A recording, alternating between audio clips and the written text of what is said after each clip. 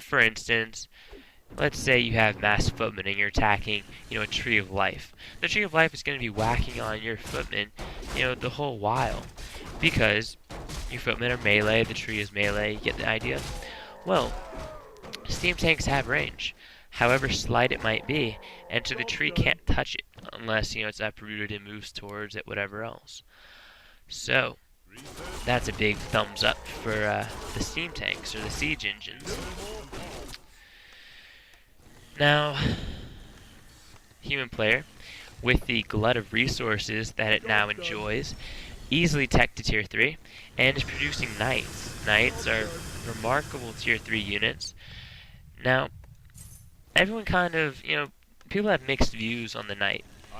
The knight has great movement speed and great defense.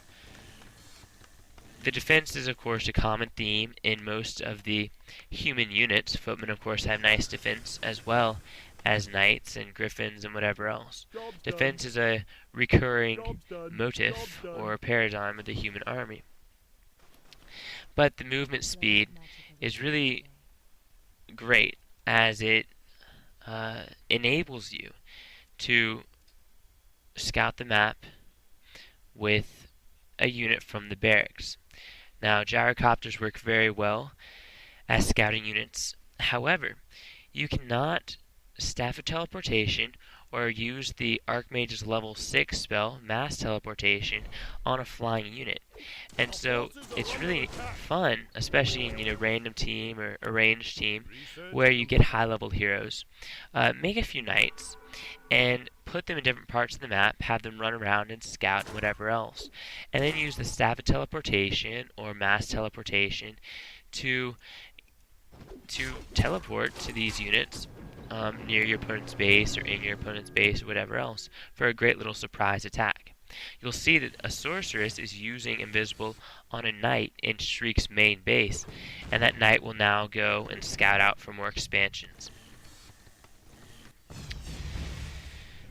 Even now, with these steam tanks, which are now being mobilized and moving out, it's quite a sight to see these steam tanks in action, because they do deal so much damage, and since they have fortified armor, which is usually reserved only for buildings, these siege engines go down very, very slowly. But if by some miracle of a chance, the Night Elf player can combat all these siege engines, he's in a very good position to win this match, because the Night Elf army is so much stronger than the human army at this point. The Night Elf army is specifically built to combat an opponent's army. And so let's say, instead of having mass siege engines or mass tanks, the human army has an army of spellbreakers, casters, and whatever else.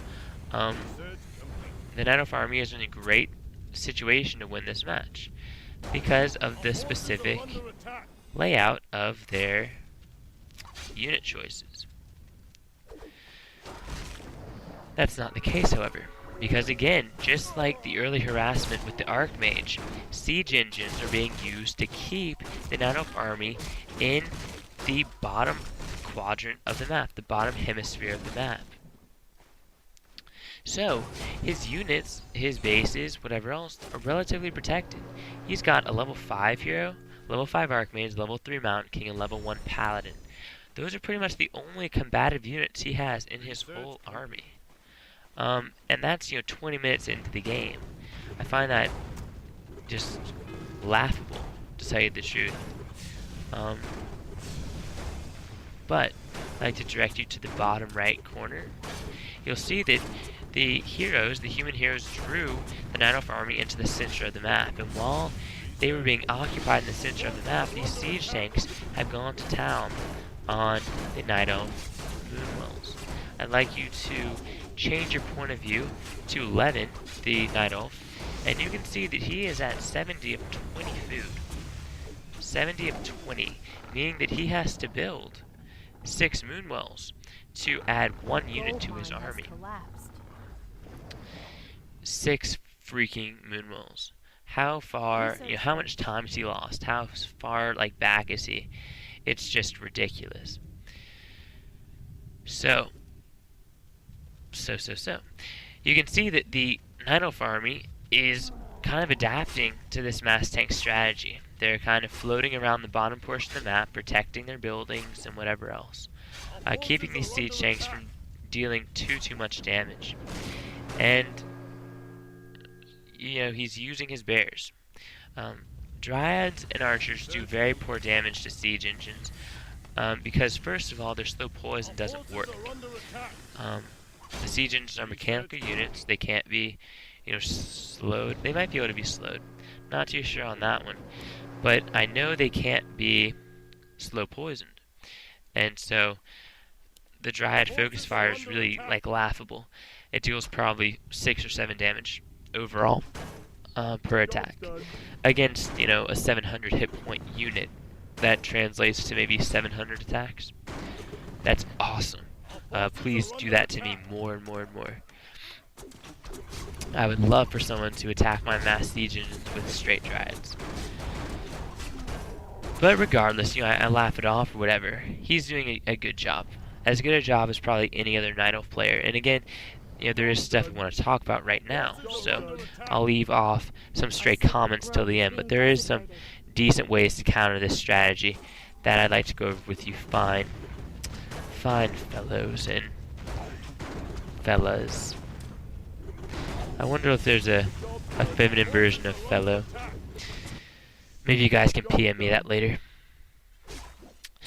But these bears are probably, besides the heroes, bears are doing the best job at combating these siege engines. And, what counters bears? Guys, anyone? You can PM me that too. Yeah, griffins. Griffins freaking counter the bears. People are loath to go griffins against bears because of the fact that Dryads own griffins, or as close to own griffins as the Night Elf army gets.